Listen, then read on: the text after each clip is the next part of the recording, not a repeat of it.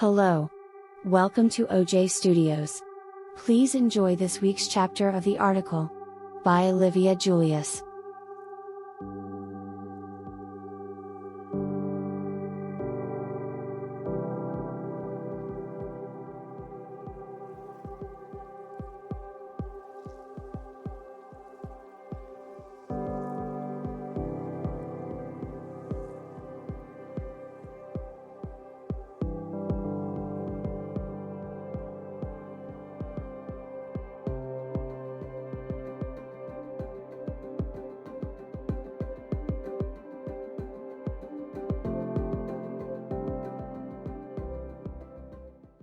As Elizabeth and I drove up to the old log cabin overlooking Willie Lake, a wave of nostalgia and unease washed over me.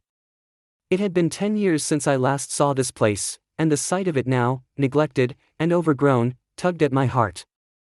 My parents moved farther south right after I left for college, and since then, I hadn't found a reason to come back. Until now. Elizabeth got out of the car first, her pink spaghetti-strap sundress catching the sunlight as it fluttered around her knees. She wore brown sandals and a wide-brimmed white sun hat she'd impulsively bought at a gas station on our way here. With her camera slung around her neck, she looked like she belonged in a travel magazine, which made sense, given her job. "So, this is the famous Willie Lake you keep telling me about?" she asked, taking in the overgrown trees, the half-rotted picnic table, and the rundown cabin. I joined her, feeling a bit self-conscious about the state of the place. "Yeah, this place was better maintained 10 years ago," I admitted, wincing at the sight. "Well, I actually think this is a pretty cute place," Elizabeth said, already reaching for her camera to capture the scene. Elizabeth's been a photographer for the past 5 years, working for a small magazine that showcases travel destinations around the world. She usually photographs exotic landscapes and wildlife, but this time, she had convinced her editor to let her do a feature on a family enjoying a lakeside getaway. It was partly a wedding gift from the magazine and partly an incentive to keep her on board. Getting her to come to Willie Lake wasn't hard. The challenge was finding a family willing to be featured in the magazine. My hometown was practically a ghost town now.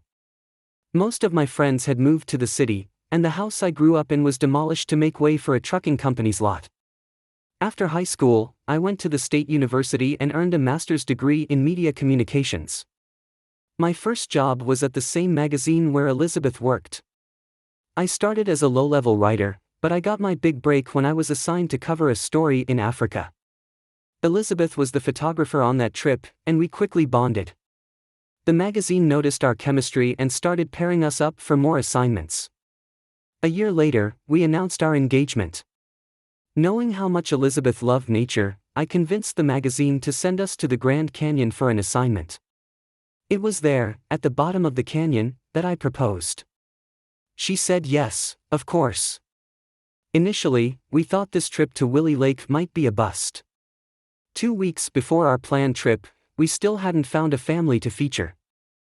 Then, one night while we were brainstorming, I jokingly suggested we turn ourselves into kids and have Elizabeth's older brother and my younger sister act as our parents.